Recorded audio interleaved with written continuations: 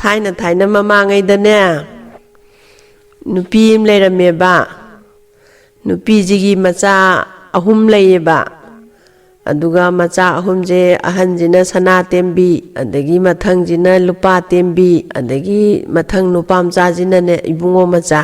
न कौवेबा अदैदुदा ममाजिना कखिन कारगा पोचे योलगा अदुगी फंगकपा पैसादुनाने ममामचा मोय अहुम मरीजे चाबा हाइतारे अदैदा हौजिक्ति कदें काबजे अयुक्तगी कारगा याचंगकपदा कुमनरइदना मतमदुददी नुंदांग खदें कारमेबा खदें काबा मतम योरपजिदा ममाजिना सिनरमेबा मची अहनजिदा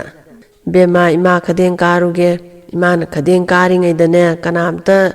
लाकपदा थोंग हांगनु होरेन इमानने खदें कुमकपा मतमदने इमाना इसैजे सना तेंबी इबेमा लुपा तेंबी इबेमा इमा लाए थोंग हांगो हायर कांदा हांगुको अदु नतनने मी अमना थोंग हांगो हायबदा हांगनुको नचिन नौपा नोय हुम सेक्शन लेरमु इमा खदें कारे हायरगा चखरेबा अदगिदी ngsaigi mamana khadeng karamdaida ngangamba isaido hingjabi ma maningda he lummaga leibase tareba adaiduda mamana khadeng kagraga ngak leiraga mana changaga sana tembi ibima lupa tembi ibima imala e thonghango haiba adaida ngsaigi sana tembi jina ima makhon mandiye chagi poron chatpangamoi ima gi khonjen natiye thong hangam jaroye ana hairaba ngai hingjabi je chakhreba chakhibajida madi ngasidi hangu yadre mamai makhon mandabanina hayeng amukka mamana hairamado munna taraga hairage ana hingjabi je hangreba adagidi mamaji kumaga sana tembi ibema lupa tembi ibema imala e thonghango haibajidane machi mokpa moy humjina kodro he hangaga changaga adumaina leire adagidi mu nongalaga mu nungdang wairam yaksalakbade imagi bema hurenjune imanane khadeng kumaktribaw mi atopa amnane thong hangu na haipada thong hang yadeko ima khadeng karuge ko horen ai halakpada sune ngasiju sana tembi ibema lupa tembi ibema imala e thong hango hairakanda hangadabaniko ana hairamaga mamaje hoi ima hairaga macha hanjina lehore mama ajina khadeng kagre moi humje thong lonjalaga leire adagidi ngasai hingjabi se jina ngaire ngasai pungmamba timing je ngairaga yena khadagi tholaga mama na samba dumaina ne haiboi haitaboi sana tembi ibema lupa tembi ibema imala e thonghango hairebako adai munna tai makondi kitang leirap tawido ana machejina khalleba aduga thong ahoba ma leiba moigi yam pikna hoba ma leiba adaiduda mana lona yengbada ngasai phibamji ikai kairaga kaino mawong am tawraba hes masidi hingjabi mali machi hingjabi oirangani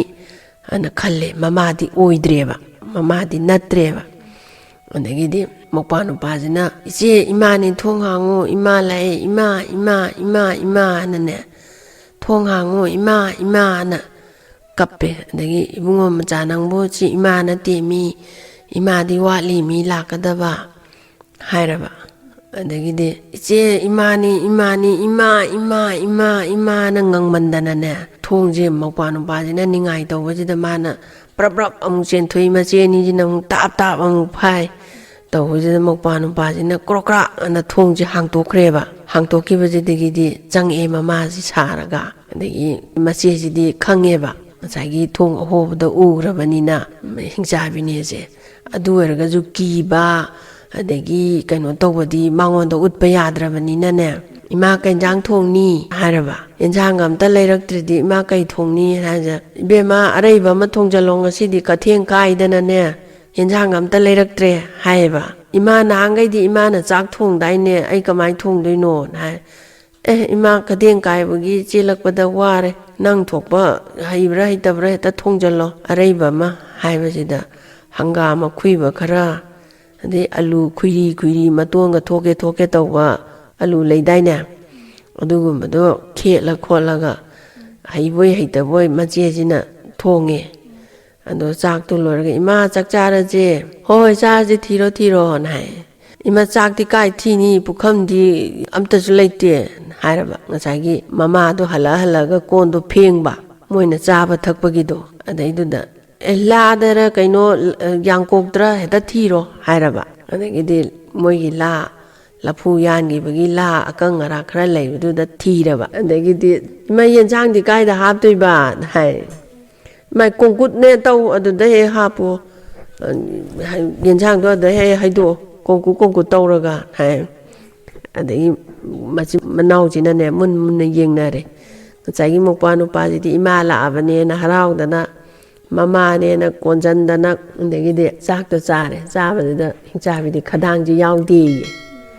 अदैदा इमा चाक तो चारगा मखादा लोई तारे हायरबा अस खदेंदने चाक लामनगिदना मीगी किहोम खोकपगी मकुदो खरा छिक-छिकदना चुप्पुरे अदु लैजि लोई तत्ले अदुनने चाक चा याद्रे इमा चंगगे ऐ हिपुरगे वाबना जो सिरे खदें कायबगी चेनबदा हिपुरगे होय मान हारगा mamajiga hingjabisin hai ibungom chajigane aiga matumage nachin naam tummo hai masijin hai ima nahangai di pulap tumdai ne hairaba ho ngasi dine ware chaje lengthok lengjin leiraroi aduna ne nachin naam tummo ibungom chaga aiga matumage ana hai hoima hai aduga di sak to ga lukhak chakum ka du singjan ma loiraga ma mokpa nu pa duga hingchabi duga matung gre sana tembi ga lupa tembi ga matumme adagi di ahing oichalak pajida pedre kadro sum chara aba madi angang ani do tumamane na somda di tum yadre machimanaw do hingchabi ni kamai tawni lupa tembi ichi kamai tawni ana ngangna dana lo na mana kongjida tumin ngangna dana adagidi kadro haipodudane sana tembijina lupa tembijida haire ima kaino kita chage hayo na hairaba lupa tembijina ima chaidu kaino o khadendagi thambong matiem khule adu chari ni chaklam dana ngasai du chak chadabaduda adu ima ai matiem ta chage ima ai bema chilleng ba yade hairaga khunau widuma pek thiagane se thambong ma chelama che hai che chidi bungom chagi khunau bini hairaba sadudi kamai tongni bani hai sana tembi jin hai lupa tembi nang thi bai ninge hairo hai ima ai thi bai ninge adudi be ma phamang de phaido ima hayeng anta sengtoke ima haina diye as phaida phayu ima hayeng sengtoke yani ima manam nam thiragani ye hairaba yani mi phaida phayo mi adaiduda ima ai mapanda phaige ima na thajadragane ai khwangjidane thauri thuoba adu ai mapanda pena phaidoga thuna changakeba haire lala adudi nakhwangdo thauri punge mai makhwangda thauri pulle adagi mamayamna hingjabisina paihore ada mana thoga changa dawduju ngasai mokpa do cha horurabanina masi hana cha loisangi aduga mathang cha ge na khandana madi mokpa je sum cha na cho phairo thuna changa kuibadi yade hairaga machimanaw je thogle adagi ne thoibia makhwangida thauri pule mama sabisina thauri machilam pai hore mobani da khwang da thauri macil lama pule aduga thola ga mabani machi jina koi chumbandu krai chakragi ne lupa tembi ije sangoi de yengu haire adagi machi jina sangoi de kodong inthora ga kaino sida punba laknare ngasai gi angang je chaba tangkhai chanjale mama jina loirak tawgi tawbasida sana tembi lupa tembi noibu loirabrane loidri ima hairaba ho loisalo hairaga somda mokpa je dum kadrou chari madi hauna adagi mu somda thauri je manau pidai thauri ju mu thoga chumbanji da punba laknari adagi di noibu loirabrane sana tembi lupa tembi loidore ima loidore ha ho loisalo hairaba adagi di mabani je punba hek loibaga chela agane chelak pasida lekai thongango ho kana lege lekai thongango koi chilina wom ta kanbiyo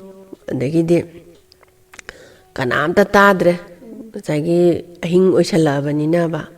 kanamta tadabasida sagi hingchabi hanubi thaina leiramba koi paiba khopa ngamdraba hingchabi hanubi leirameba ma kak tayeba and mana ne aije matam kuina mi je charaktrabani ngasidi chaon tammedana an haira mana latel macham pairaga tholaga matamdudadi yumje tamna leinarameba hojiti kiki inaredana odaida mana latelam pairaga maingalam uradi chenjalakani gi wakhanda maje latelam pairaga thongje hangtorakpa adanga sai sana tembi ga lupa tembi ga jina ureba lupa tembi ada thong hang maingalam phawe sida chenjalaji hairaga machimanaw je kodrong cheleba somda chelai kansida ne hangtore he sida chenjali ji he hainaring ngai sida ne ngasai mama hingchabi che sijina noibu loidribra ne na hangakpa adagi moidi chengramni na tadredana adagi hais kaino khumaktena hairaga noibu loidrirane na hairaga thauri je khangchingbadane ngasai sumban je kodrong chenjaleba hais lakcheida ana hairaga mokpanu paji ju chaba loirabani ne hais moije chengare na lakcheina hairaga ne mapan tholakpadadi mobani na lauraga chenba makhonje tareba hais chengare hairaga maya je amana sargada thangkat khare khadangji na patanji da thammega kakhat lega ne paireba machimanaw je hetta yotlage pum yotlage saida bidana tanareba ko adagi di moina leirakchi he haijalakpaga hingchabisina community hall je hek yauba adagi mabani na dari mapanji hek kakappaga hingchabisina akoi hek haijamba machin sumang matonje asi hek yauba adagi hanubisina thongje hangtoraga mabani na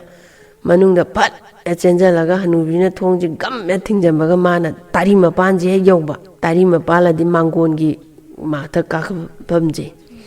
adagi di hingchabina as lakcheida hairaga hey hanubi nangna phajaliba puchaliba angangani do aigi chichangni thadoro haeba ko adagi ngasai gi hanubi layoira ba hingchabi che sijina hoijo haidre maijo haidre tumin leire angangani je tak ni aga thong marum jida leire adagi di hingchabi jina hanubi nangbu angangani do thadoro aigi chinchak ne mi hai thadoktre adagi di hanubi nangbu thadoro mi haijang chagi hingchabi hanubi layoira bijidi chagi tagat tekpa angangani je chaba phangadoine na khanbada madi matin ga oro taradana mapanda mina hingchabi amaduna ngangi ga je tadreba adagi thongdo hangtok mandadana chakhre chagi hingchabi je adagi di se noi nachin naw ne sida tummo se chakhumgi thongjimpan swai sida tummo machin swai da tummadine noi kirani chakhumgi thongjimpan sida tummo ko na tumhallaba adagi di chai hingchabi je moi tunggiba ngaireba angang ni je tunggiba ngaireba angang cha tummabro tumdri hairaba ꯑꯗꯒꯤꯗꯤ ꯉꯥꯏꯍꯥꯛ ꯂꯩꯔꯒ ꯑꯃꯨꯛ ꯑꯉꯥꯡ ꯑꯅꯤꯗꯨꯗꯤ ꯇꯨꯝꯕꯒ ꯌꯥꯄꯣꯟꯇ꯭ꯔꯦꯕ ꯀꯤꯕꯅ ꯅꯤꯛꯈꯤꯗꯅ ꯉꯥꯏꯍꯥꯛ ꯂꯩꯔꯒ ꯑꯃꯨꯛ ꯑꯉꯥꯡꯁꯥ ꯅꯣꯏ ꯇꯨꯝꯃꯕ꯭ꯔꯣ ꯇꯨꯝꯗ꯭ꯔꯤ ꯍꯥꯏꯔꯕ ꯍꯧꯖꯤꯛꯇꯤ ꯃꯩꯁꯦ ꯏꯂꯦꯛꯇ꯭ꯔꯤꯛ ꯀꯔꯤ ꯀꯔꯥꯡ ꯄꯨꯁꯜꯂꯝꯅꯤꯅ ꯄꯨꯡꯉꯥꯟ ꯉꯥꯜꯂꯦꯗꯅ ꯃꯇꯝꯗꯨꯗꯗꯤ ꯕꯨꯙꯣꯟ ꯊꯥꯟꯕꯅꯤꯅꯅꯦ ꯑꯩꯈꯣꯏꯒꯤ ꯃꯥꯒꯁꯦ ꯌꯥꯝ ꯏꯜꯂꯦꯕ ꯃꯣꯟ ꯐꯩꯖꯨꯞꯀꯥꯁꯦ ꯑꯗ ꯃꯣꯟꯗꯒꯤ ꯃꯥ ꯃꯆꯥ ꯄꯤꯛꯇ꯭ꯔꯨꯝ ꯊꯣꯛꯂꯛꯑꯒꯅꯦ ꯃꯕꯥꯅꯤꯒꯤ ꯅꯥꯀꯣꯡꯁꯤꯗ ꯍꯥꯏꯔꯕ ꯅꯣꯏꯅꯤꯅ ꯂꯩꯔꯤꯕ ꯌꯨꯝꯁꯤꯒꯤ ꯅꯨꯄꯤꯁꯦ ꯍꯤꯡꯆꯥꯕꯤꯅꯤ ꯑꯗꯨꯅ ꯅꯣꯏ ꯇꯨꯝꯈꯤꯕ ꯉꯥꯏꯔꯤꯅꯤ ꯅꯣꯏꯅ ꯑꯣꯔꯣꯔꯣꯟ ꯇꯨꯝꯊꯕꯒ ꯃꯥ ꯆꯥꯗꯧꯒꯤ ꯉꯥꯏ ꯂꯩꯔꯕꯅꯤ ꯅꯕꯥꯅꯤ ꯃꯅꯤꯡꯗꯣꯡꯁꯦ ꯍꯥꯡꯇꯣꯛꯑꯒ ꯆꯦꯟꯈ꯭ꯔꯣꯅ ꯉꯁꯥꯏ ꯃꯥ ꯃꯆꯥꯁꯤꯅ ꯃꯅꯥꯀꯣꯡꯁꯤꯗ ꯍꯥꯏꯔꯛꯑꯦꯕ ꯑꯗꯒꯤꯗꯤ ꯃꯕꯥꯅꯤꯁꯦ ꯑꯃꯨꯛꯀ ꯍꯦꯟꯅ ꯀꯤꯖꯔꯦ ꯑꯗꯨꯒ ꯃꯅꯤꯡ ꯊꯣꯡꯒꯤ ꯊꯣꯡꯁꯦ ꯇꯞꯅ ꯍꯥꯡꯇꯣꯛꯑꯒꯅꯦ ꯃꯕꯥꯅꯤꯁꯦ ꯑꯃꯨꯛ ꯆꯦꯜꯂꯛꯑꯦꯅꯦ ꯂꯩꯀꯥꯏ ꯂꯩꯀꯥꯏ ꯊꯣꯡ ꯍꯥꯡꯉꯣ ꯂꯩꯀꯥꯏ ꯂꯩꯀꯥꯏ ꯊꯣꯡ ꯍꯥꯡꯉꯣꯅ ꯑꯃꯨꯛ ꯃꯕꯥꯅꯤꯁꯦ ꯆꯦꯜꯂꯛꯑꯦ ꯆꯦꯜꯂꯛꯄꯗ ꯁꯣꯝꯗꯗꯤ ꯍꯅꯨꯕꯤ ꯂꯥꯏꯑꯣꯏꯔꯕꯤ ꯍꯤꯡꯆꯥꯕꯤꯁꯤꯅ ꯑꯃꯨꯛ ꯑꯉꯥꯡꯁꯥ ꯅꯣꯏꯕꯨ ꯇꯨꯝꯃꯔꯣ ꯇꯨꯝꯗ꯭ꯔꯤꯅ ꯉꯁꯥꯏ ꯃꯥꯁꯤꯅ ꯑꯃꯨꯛ ꯈꯨꯝꯕꯤꯍꯧꯔꯦꯕ ꯑꯗꯩ ꯇꯨꯝꯗꯦꯗ ꯑꯉꯥꯡ ꯑꯅꯤꯁꯦ ꯁꯨꯛꯇꯨꯝꯃꯦ ꯇꯨꯝꯗꯦꯗ ꯑꯅ ꯇꯨꯝꯃꯣ ꯇꯨꯝꯃꯣ ꯊꯦꯡꯉꯦꯅꯦ ꯅꯣꯡꯉꯥꯜꯂꯅꯤ ꯉꯥꯏꯍꯥꯛ ꯂꯩꯔꯗꯤ ꯉꯥꯏꯍꯥꯛ ꯇꯨꯝꯍꯧꯔꯣꯅꯦ ꯁꯨꯛꯇꯨꯝꯃꯦ ꯇꯨꯝꯗꯦ ꯀꯔꯤ ꯑꯉꯥꯡ ꯑꯅꯤꯅꯣ ꯑꯅ ꯍꯥꯏꯌꯦꯕ ꯑꯗꯒꯤꯗꯤ ꯑꯃꯨꯛ ꯉꯥꯏꯍꯥꯛ ꯂꯩꯔꯒ ꯑꯃꯨꯛ ꯑꯉꯥꯡꯁꯥ ꯅꯣꯏ ꯇꯨꯝꯃꯔꯣ ꯇꯨꯝꯗ꯭ꯔꯤꯅ ꯑꯃꯨꯛ ꯈꯨꯝꯃꯕ ꯉꯁꯥꯏ ꯃꯥ ꯃꯆꯥꯁꯤꯅ ꯑꯗꯒꯤ ꯉꯥꯏꯍꯥꯛ ꯂꯩ ꯃꯥꯗꯤ ꯆꯥꯅꯤꯡꯕꯅ ꯃꯇꯤꯟꯁꯦ ꯎꯔꯣ ꯇꯥꯔꯕ ꯉꯥꯏꯍꯥꯛ ꯂꯩꯔꯒ ꯑꯃꯨꯛ ꯑꯉꯥꯡꯁꯥ ꯅꯣꯏꯕꯨ ꯇꯨꯝꯃꯕ꯭ꯔꯣ ꯇꯨꯝꯗ꯭ꯔꯤ ꯍꯥꯏ ꯑꯁ ꯀꯔꯤ ꯑꯉꯥꯡꯁꯤꯡꯅꯣ ꯃꯁꯤꯗꯤ ꯑꯝꯇꯕꯨ ꯌꯦꯡꯒꯦ ꯍꯧꯖꯤꯛꯐꯥꯎꯕ ꯇꯨꯝꯗꯦ ꯇꯨꯝꯒꯦꯔ ꯇꯨꯝꯃꯣꯏꯔ ꯍꯦꯛꯇ ꯃꯦꯠꯈꯥꯏꯔ ꯆꯥꯔꯒꯦꯅ ꯃꯥꯁꯦ ꯆꯪꯁꯤꯜꯂꯛꯑꯦꯕ ꯆꯪꯁꯤꯜꯂꯛꯑꯒ ꯍꯩꯁ ꯑꯉꯥꯡꯁꯤꯡꯗꯨꯗꯤ ꯂꯩꯔꯝꯗꯦꯅꯦ ꯀꯩꯅꯣꯅꯦ ꯃꯁꯤ ꯀꯧ ꯌꯦꯡꯒꯦ ꯍꯪ ꯌꯦꯡꯒꯦ ꯑꯉꯥꯡꯁꯥ ꯅꯣꯏꯕꯨ ꯇꯨꯝꯃꯔꯣꯅ ꯐꯃꯥꯡꯁꯤꯗ ꯍꯪꯕꯗ ꯇꯨꯝꯗ꯭ꯔꯤꯅ ꯃꯣꯟ ꯃꯈꯥꯗꯩ ꯃꯥ ꯄꯤꯛꯇ꯭ꯔꯨꯗꯣ ꯑꯗꯨꯅ ꯈꯨꯝꯃꯛꯑꯦ ꯑꯁ ꯅꯪ ꯑꯣꯏꯔꯦ ꯑꯅ ꯍꯥꯏꯔꯒ ꯈꯨꯕꯤꯒ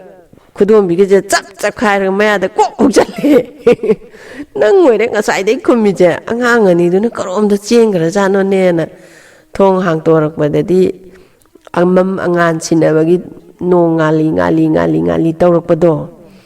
ꯑꯗꯨ ꯇꯧꯔꯛꯑꯦ ꯑꯗꯒꯤ ꯁꯣꯝꯗ ꯃꯆꯤꯟ ꯃꯅꯥꯎꯁꯤꯁꯨ ꯆꯦꯟ ꯆꯦꯟꯅ ꯅꯣꯡ ꯑꯗꯨꯝ ꯉꯥꯜꯂꯛꯑꯦ